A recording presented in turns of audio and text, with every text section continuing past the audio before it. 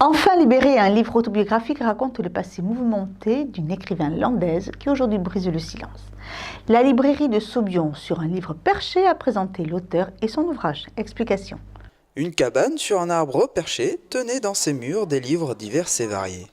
Une librairie originale que les propriétaires ont voulu partager aux Saubionnais.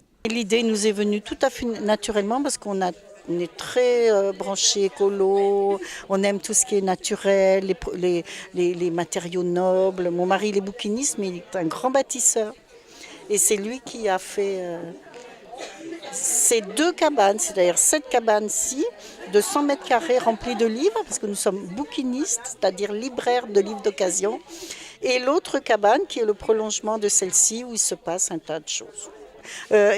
Donc c'est pour tout public. C'est très important pour nous d'être très éclectique, de façon à ce que tout le monde trouve son bonheur.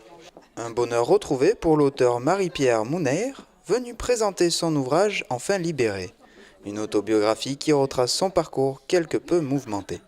Rejeté par mon père, abandonné par ma mère, élevé par des grands-parents très stricts et une grand-mère qui souhaitait m'élever comme elle avait été élevée, elle, en 1912. J'ai monté à 17 ans à Paris une fois que j'ai eu mon bac. J'ai découvert la vie à ce moment-là.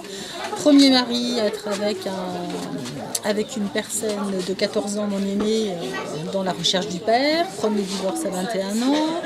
Une autre histoire avec un pervers narcissique, suivi d'un autre mariage avec le père de mes 2 enfants, avec lequel j'ai été mariée pendant 14 ans.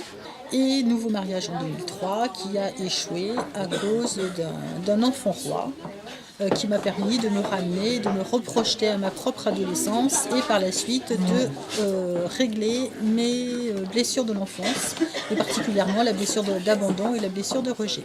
Aujourd'hui libérée, elle explique son chemin vers la rédemption.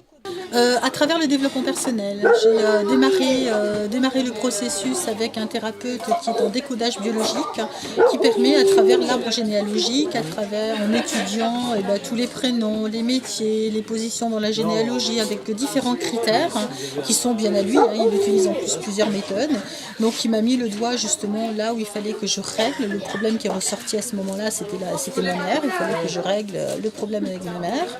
Une fois que celui-là a été réglé, ça a été autour de mon père, puis autour de ma grand-mère, et ainsi de suite avec les personnes qui ont une importance pour moi et avec lesquelles j'avais des choses à régler.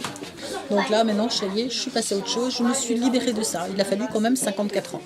Un cheminement personnel qu'elle délivre au lecteur afin d'épauler ceux ayant eu un passé similaire. Ce livre se veut vraiment une autobiographie inspirante pour permettre aux gens, à travers ma propre histoire, de vraiment découvrir leurs propres peurs et leurs propres croyances pour également se libérer des fardeaux du passé, qui sont plus ou moins importants en fonction des personnes. Voilà ce qui est Enfin libéré.